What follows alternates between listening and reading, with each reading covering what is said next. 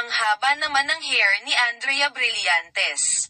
Pagkatapos kasi siyang malink sa hiwalayan nina Catherine Bernardo at Daniel Padilla, heto naman ang chika ng talent manager turned vlogger na si Ogie Diaz. Na nagkakamabutihan na raw umano ang actress at ang senior high co-star nitong si Elijah Canlas.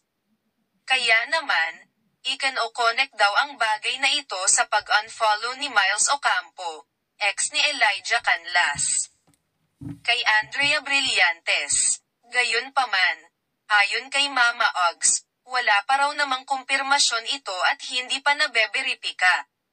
Speaking of senior high, hindi lang daw si Elijah Canlas ang sumusuyo kay Andrea Brillantes kundi ang co-star nitong si Kyle Echari na noon pa man ay rumored na may pagsintang pururat din sa actress ito ay kahit sinabi ng aktres sa isang vlog na matalik. Nakaibigan lang niya si Kyle. Pero, ang chika ay no-retreat, no-surrender din daw ang dating Voice Kids alumnus na makalaglag panty ang abs. Kaya naman, ang senaryo ay tila agawan daw ang dalawang aktor sa atensyon ni Blythe.